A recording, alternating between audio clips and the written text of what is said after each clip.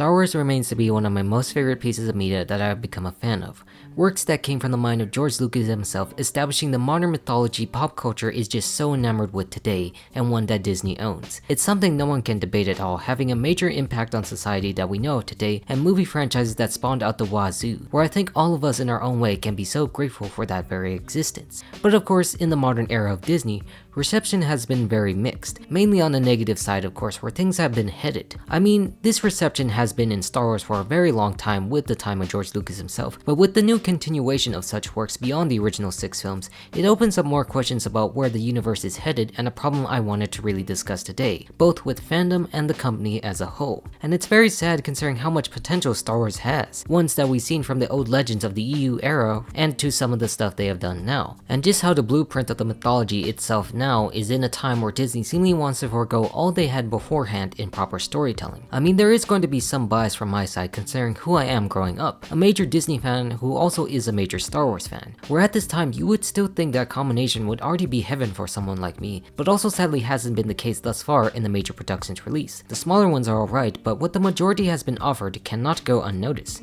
a problem slipping into all facets of the Disney business model felt in the jumbled multiverse saga. And obviously, this is the fault of the executive management itself. Most people online obviously aim for the heads of Lucasfilm's president Kathleen Kennedy and of course Disney CEO Bob Iger, the one who brought Lucasfilm in under the Disney name, where the other one was actually appointed by George Lucas himself to actually head the organization after he wanted to retire. And yes, like many others, I do blame them for the major problems headed under Star Wars, but not to the extent most actually do in their misguided points, as I'll explain later in the program, and more towards the content and storytelling itself, with the lack of quality or consistency in those productions. They have the right ideas and various good ones, but they haven't been able to execute them properly at all. Stuff where we consider the closures of hotels like the Galactic Star Cruiser at Disney World or the diminished views of the Star Wars shows on Disney+. All problems that could easily be solved but just haven't again. Because after shows like Ahsoka were released, it really got me thinking about the grand problem that this franchise was facing. Yes, I was satisfied in some ways, but also very disappointed by the show as a whole, where I just had to go back to the beginning to trace back up to this point in content storytelling. One where the point we all know began with George Lucas himself, a master storytelling creator who really lacked at creating an effective story when it came down to it. Don't get me wrong, from my point of view, I still adore the prequels because I actually grew up with them as a child, but even I know they have very major flaws when they were released. Areas where having an influence of other people to actually rein George Lucas in might have actually made them work properly, where execution is everything, where if you don't have it, then you actually fail. Thinking in terms of Clone Wars was a gradual success that was still of course spearheaded by George himself with the help of others around him like Dave Filoni. This was the major problem that Star Wars had for a while before the rise of Disney, and a problem that would still remain soon after, where if you don't have the people who can rein such ideas in, then you get a convoluted mess that most critics and some Star Wars fans hate to a massive degree, expecting the story to deliver itself in a coherent manner that properly aligns itself with the universe's vision. And you kinda saw this happen in between when George was actually working with Disney in the mid-80s and 90s to bring Star Tours in, where the Imagineers sought to bring pop culture into Tomorrowland to give it a new boost, where George worked with the new leadership of Eisner to bring films in like Captain EO to the stage starring Michael Jackson and directed by Francis Ford Coppola at Disneyland, and then of course with its own Star Tours attraction itself. A huge hit amidst the public, and the reason when I was very young thought that Disney had already owned Star Wars. I mean, it was that and the numerous times that Disney's Hollywood Studios that they held these Star Wars Weekends events where George and other celebrities from Star Wars, especially the crew from the Clone Wars, would all come together in a mini Star Wars celebration to share stories and what was next, built up with the new iteration of Star Tours in 2011 and then George announcing his retirement and plan to sell Lucasfilm happening later that year. So the relationship that Disney and George had with Star Wars was actually pretty great, and everyone actually loved it, and I was excited to see, because Disney was a company that knew how to create grand storytelling at the time. And when you look at that, this is the point where things started to overall look good for the future of Star Wars, mind you. After everyone thought that the Clone Wars would be the last major thing out of the universe and Revenge of the Sith being the last major movie where they were going to move with the future with a sequel trilogy amidst other realms of content such as Rebels. Generally, for the most part and what I experienced, everything was positive and optimistic, a new era where everyone was waiting to see where they would take Star Wars itself, as they had proven the resources to do in Star Tours and Indiana Jones, and the latter being one of the major fan favorite attractions at Disneyland to date. Of course, also that was coupled with the fact that the MCU was experiencing such great success that we all knew and loved to this date. And this then leads us to the new episode 7 being The Force Awakens, the most anticipated movie of 2015 that marked a new start of Disney's Star Wars and Star Wars in general. Where as expected, it became a complete success, breaking records making over $2 billion, about half of what Disney already purchased Lucasfilm for, and still holding the title of the highest grossing film in North America at about $930 million,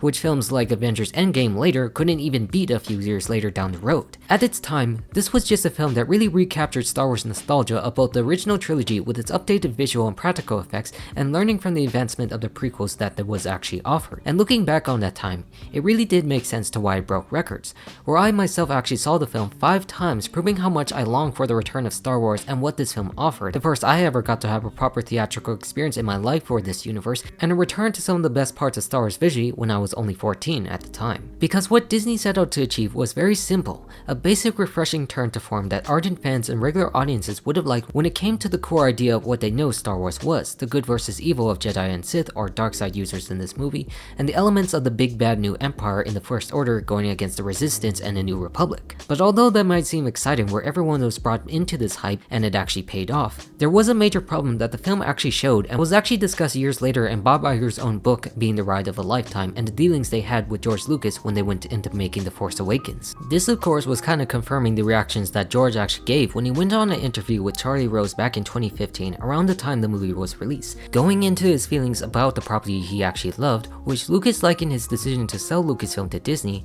to a divorce, and outlined the creative differences between him and the producers of The Force Awakens, where he tried to make the film completely different with different planets, different spaceships, and the difference between the original and the prequels and the world building styles, where this one actually just went mainly back to the higher beats of the originals by taking the basic essence of what A New Hope provided. Although, of course, at the time, Lucas had already sold his company to Disney, and they never actually made any contractual obligation to this new trilogy, so there was actually nothing he could really do but actually showcase the problem of what he wanted story-wise compared to its essence that Iger wanted Lucasfilm to actually capture, where he, Alan Horn, and Kathleen Kennedy discussed that the direction that they should go wouldn't be what George's vision wanted for this trilogy, where when she and J.J. Abrams actually discussed that with him, and when he later saw it, he really did get upset at where they were going. This showed the first crack that would actually be felt forward as they went on to try and do something that actually appeases the average moviegoer and even the fans at the time, with bringing back such nostalgic elements that people associate Star Wars with, but also with a safer generic vision play that Star Wars would actually be known for in its storytelling, not pushing what George intended from before, that wasn't actually given the best development it could have, but actually could have if it had given the proper people and resources to back him up, expanding upon that idea with the exploration of the New Republic and navigating that in a post-Sith and Empire world, where they tried instead opted to restart the original trilogy with the First Order Resistance ordeal that really didn't change things. I mean, looking back on it still, it isn't the worst thing ever that they have created and has its moments that are pretty good, but it still could have been better had they took more of the original ideas moving forward. Everything they wanted to do in characters like Rey and Finn were there, but they actually just failed in properly developing them. Because this becomes another problem that would actually become more prevalent in The Last Jedi with a character like Rey, the first female lead of this Star Wars trilogy, following the likes of Luke and Anakin Skywalker to move forward. Because still in between this time was also the anthology films, the time where Disney actually wanted to expand like they did with Marvel successfully as the biggest film franchise they've ever created, with the likes of Rogue One, which I have enjoyed because it took those elements of Star Wars we knew away from the bigger Jedi battles and more towards the personal rebels and commoners who lived under the shadow of the Empire, helping to bring it down, expanding it in a way we haven't seen before, where it managed to also make $1 billion despite removing most of the elements except for Vader himself. This is something that's going to be important to bring up again with shows like Andor that will be later released that actually continued on this arc, but also tainted during the releases of other films later like The Last Jedi for Star Wars content that opened the floodgates. Because when you had results like what The Force Awakens and Rogue One actually provided to their degrees, you saw the connection people actually had to this franchise that was more special than anything else, even more than Marvel to the degree in its peak era, dare I say. The phenomenon George Lucas planned on screen all the way back in 1977 really lived on in our lives in pop culture that people just wanted to see more of as long as they had an interesting, thrilling story provided along the way. But when The Last Jedi actually came out during its first few weeks, things actually started to change. The fans started to actually become more polarized once again like they did during Lucas's prequels to an even higher degree. A feeling I actually saw when I actually watched the movie for the first time, feeling quite confused. I liked a lot about the movie and thought it was the most beautiful Star Wars movie ever visually, or the concept they were actually going for, but its execution of its very story and certain characters were absolutely awful in my opinion. Directed by the talents of Rian Johnson, who I had high hopes from before at the time, knowing he directed stuff like Ozymandias from Breaking Bad, one of the best episodes in television history, and also knew about his previous film in Looper, where where I thought this newer direction that the film was taking by the trailers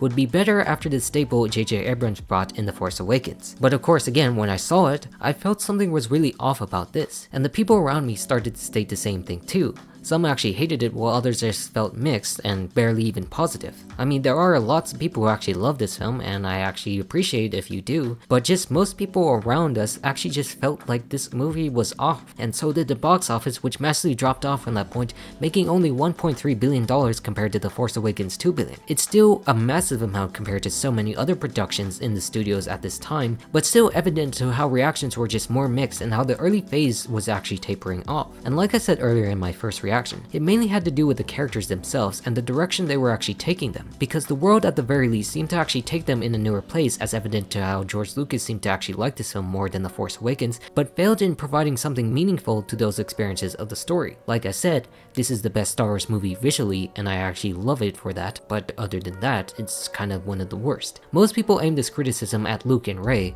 but I think that's actually part of the stronger areas of this very movie, where it just didn't feel like it was well developed enough to actually get its point across. The point of Rey being a nobody all alone, which is an interesting idea on its own, and Luke dealing with his failure as a Jedi and his nephew's turn, and Kylo's conflict with the dark side ruling over him and his decisions over his own family. And looking back on it, I think that was something that could have worked had the movie itself not failed in the direction it went, where its other characters on the side of Finn and Poe and Rose actually failed quite miserably. Where the fact still remains is that Rose is one of the most terribly written Star Wars characters ever created, doing the most illogical moves when they actually go on these unnecessary adventures to Canto Bight, which ruins the entire tone of the movie, having these characters go on a side mission just to break the hold the enemy has of the ship at the moment. It's something that makes no sense, and even worse when other new minor characters like Holdo was also introduced, also written very poorly and very arrogant to what others want with her relationship to Poe, and not willing to actually share the plans with the rest of the Resistance, almost leading to their complete destruction until she did her very maneuver, which is both beautiful and also illogical like the rest of the movie. And I don't want to spend a lot of time explaining this except for a separate video revisiting the movie 6 years later, but just the main point of the ideas seeming scattered all over the place to what the vision was actually supposed to be, where they were headed after the rejection of George's own treatments for the trilogy, where they clearly wanted something new, where Rian took the story from Force Awakens, but just didn't actually know how to properly do that, and in doing so created something so utterly confusing, opening the floodgates of criticism that fans had towards the characters and the set pieces we know today. Criticism that was something again familiar to the prequels itself, with the fan reactions towards people like Jake Lloyd as Anakin Skywalker and also Hayden as Anakin Skywalker to an extent. The harassment some, and not all, did towards their hatred of the movie, and the portrayal of characters repeated once again, as the hatred of The Last Jedi rose even more and more, aimed at female characters like Rey and Rose Tico because of how poorly written they were. Where some actually took it far with how most perceived this new era of Disney was actually providing, being under the woke and representing Force diversity imposed because of her race.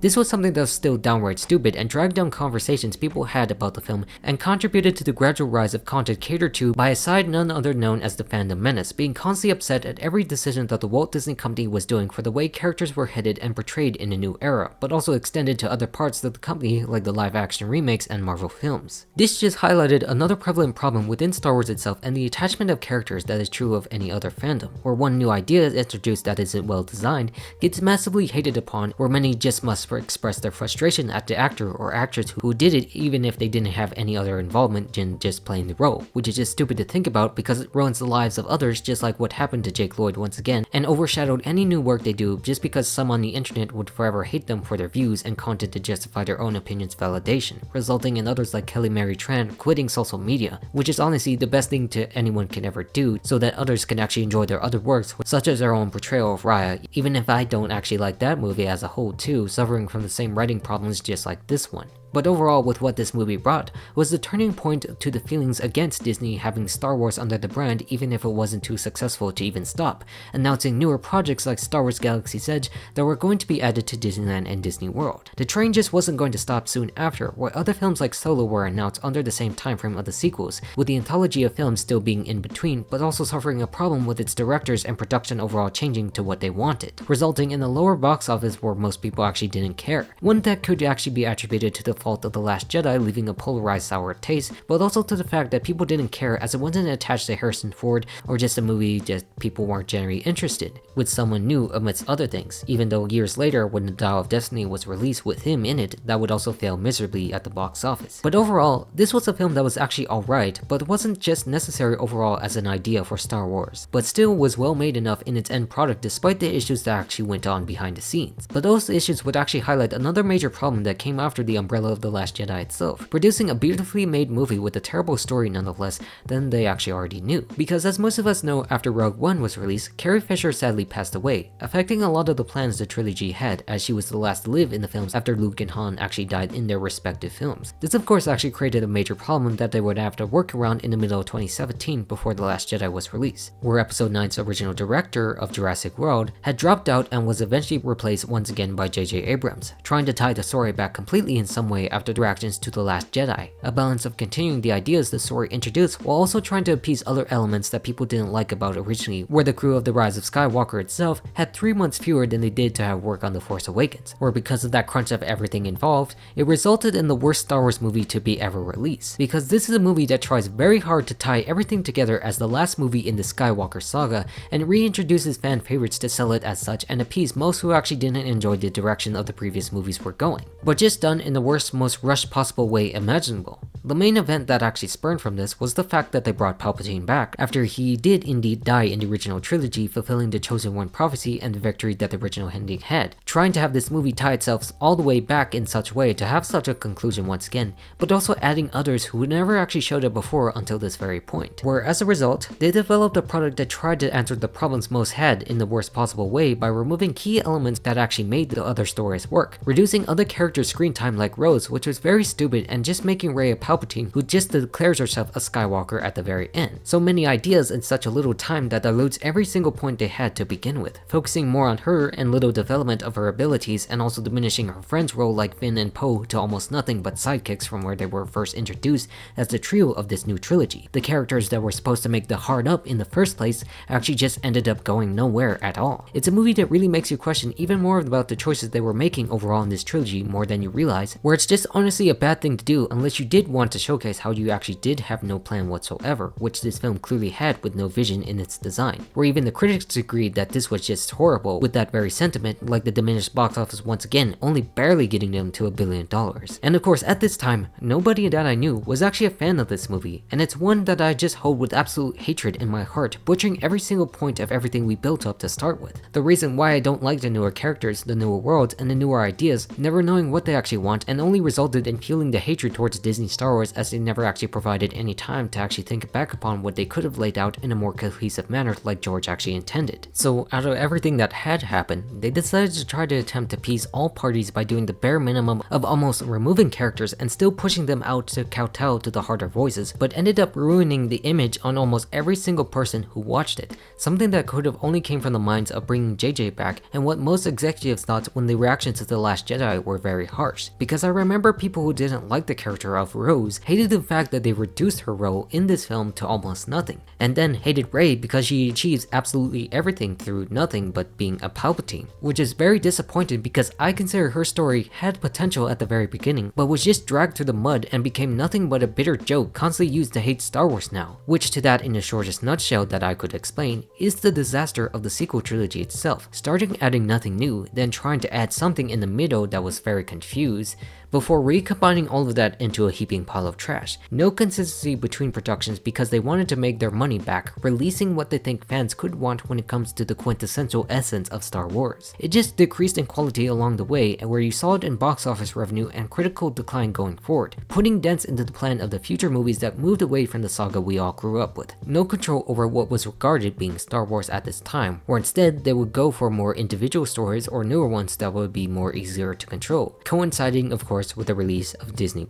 Because at the same time The Rise of Skywalker was announced with new trailers was a new show that Disney was planning in 2019 alongside the release of Galaxy's Edge at their theme parks, being that of The Mandalorian spearheaded by Jon Favreau with Dave Filoni, who of course worked on stories revolving around the Mandalorians when Jon actually played Pre Vizsla in the Clone Wars, and then Dave actually exploring them quite a bit in both that show and Rebels, where as we all know when the show was released, it became a great success, doing something new with Mandalorian character and then expanding that to the Star Wars we knew and loved at the time with the post-Return of the Jedi era with new fan favorites of Din and Grogu. And for that reason, I did enjoy it for taking Star Wars behind the big screen curtain to something they've done quite well in the television department, one that was mainly animation but now done with the actual resources Disney had to enter their live action with new technology to match those of the movie production, where maybe with the guidance of Dave Filoni, we can have a more consistent form of storytelling through that of Star Wars. Not that it would be, considering that most shows take place over differing points of time, but still subtly connected to the events that we wanted out of the movies, being all three main trilogies that we knew. That at the very least,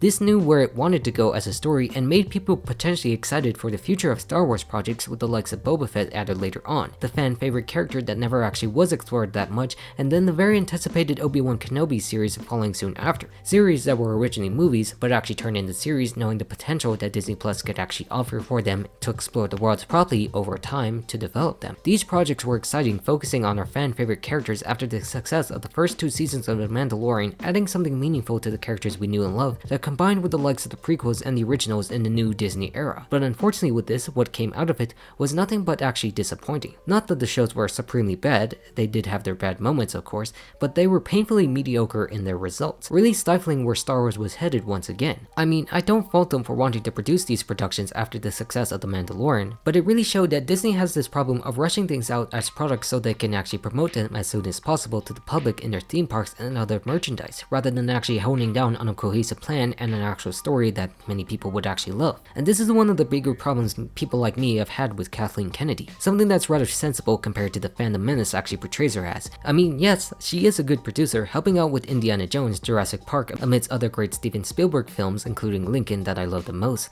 but beyond that, I really don't think she has a very good strategy at her time being president of Lucasfilm with how these movies and TV shows are ending up, because Boba Fett and Obi-Wan are shows that lack consistent writing and development for their very characters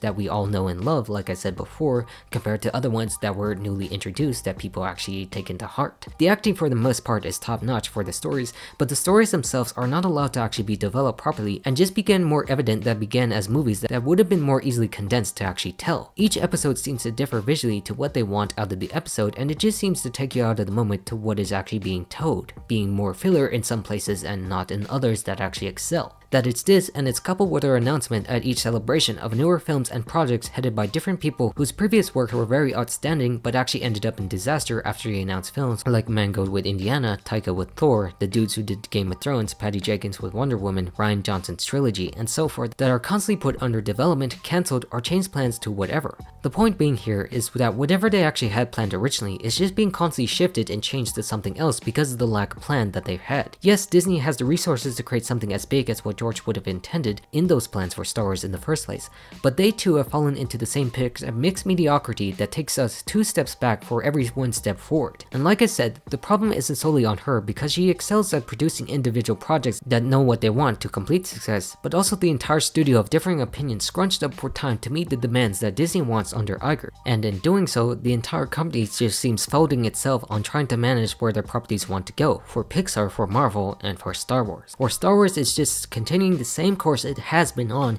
since the early 2000s, not knowing where they actually should go. And because of that, some people actually write off good works as uninteresting or too late and probably not the quintessentially Star Wars experience in productions like Andor, bringing up Rogue One once again like I said earlier with A New World. Because to me, this is a show that can be considered the best that Star Wars has ever produced since Disney has actually owned them in terms of actual storytelling with well-developed characters, continuing what Rogue One actually brought with its characters like Cassian Andor with the realm of everyday people dealing with the tyrannical empire, feeling more real and grounded to those experiences that were briefly shown on a surface level during the main movie's conflict. That on all levels, the Emperor actually values themselves over others and tries to seep their way into everyone's lives, one done while moving away from the likes or mentions of Vader or the Emperor himself. It is the human day-to-day experience that makes Andor so unique that has never been seen to Star Wars, that makes it feel like it's the best show and showcases what could be done with the property if done right. That is, if they actually have a plan to show us like the early seasons of The Mandalorian again. where somehow just focusing on the smaller, lesser known parts of Star Wars seems to be much better suited to the Lucasfilm strategy in my opinion, focusing on building the world and the story and the character on those three parts that actually makes the universe compelling.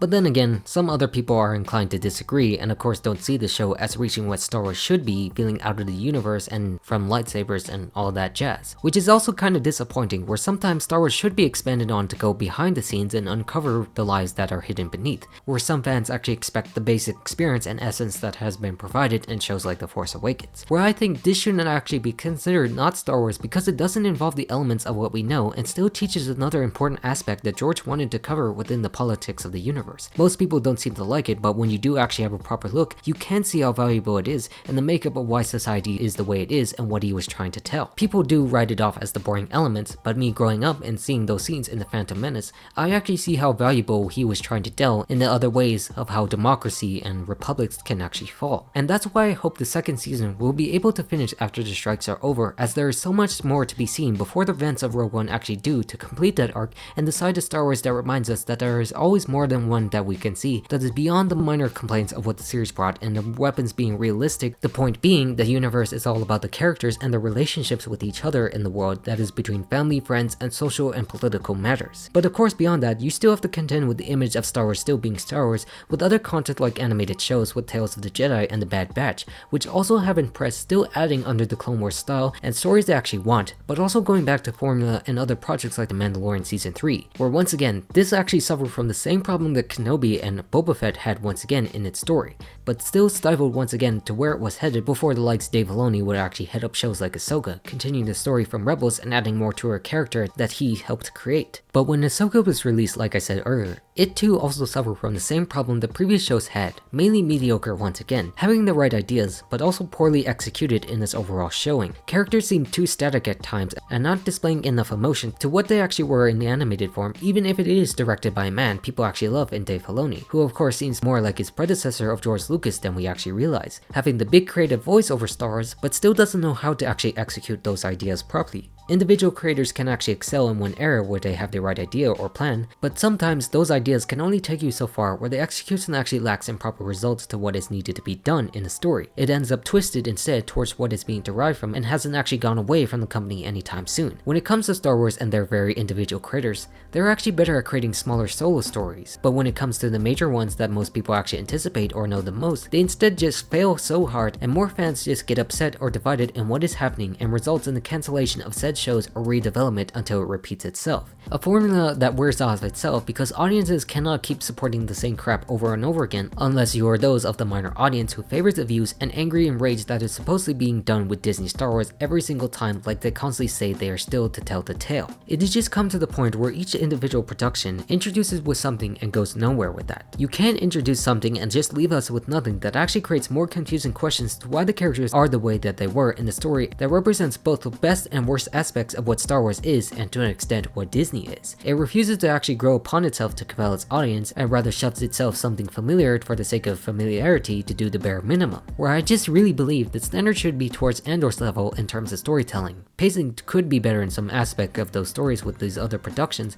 but the form should be there to what it should be expected out of Star Wars at the very least. Not every show has to be completely amazing, but they just have to be structured around something that is actually complete in its overall vision, and it's one that Disney has to figure out if they want to actually properly utilize them as well, considering what has also happened in their theme parks itself, where their projects like Galaxy's Edge might be neat and all, but it still suffers from the same problem created around the trilogy and its design that is not consumer friendly as you might think, culminating in other failures like their Galactic Star Cruiser on their part for overcharging for a completely bland experience. Slowly over the course of time adding new characters from their shows that take place before their misaligned trilogy, pulling back on the mistake they actually made clearly, that people actually value so many of these characters and property in some way or form, but they're actually not giving it to them in that regard. So the real problem we have on our hands is just a variety of said content, where Lucasfilm hasn't focused on one singular era, but just multiples to what is being released as content and books and merchandise around the projects, like the High Republic era that most new books are in, and the New Republic for Mando, Boba Fett, and Ahsoka. I mean, it's fine for that to happen like I said earlier, as that has already happened years before in the expanded universe through numerous eras before in the same time frame of release. But then again, with the expectancy that Disney has created with their streaming service and their theatrical movies, then we should actually expect some level of consistency with the projects that actually explain themselves to what is actually being hyped up after what they did in the sequels, and at least comparing to that of the plan of the prequels, where overall it just proves how much a change of leadership is actually needed, despite what is everyone said that can go either way. That there needs to be someone that needs to have the vision that is required to lead Star Wars like they originally did leading the MCU,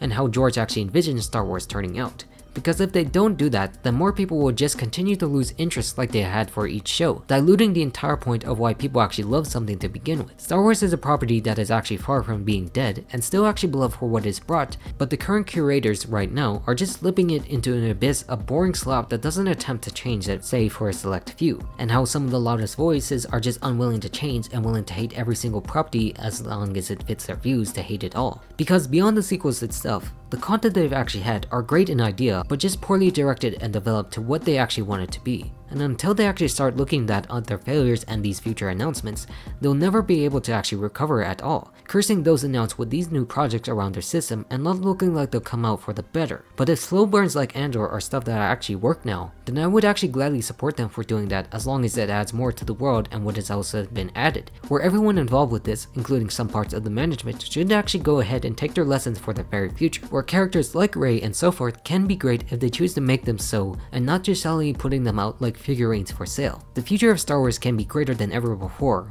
but that is a factor that depends on the management willing to actually learn from their mistake that is involved with everything around them, where most can actually already be satisfied, learning to move on from the voices of select few, and challenging forward for the better of tomorrow. But anyways, with all of that said, I'm all done, so goodbye.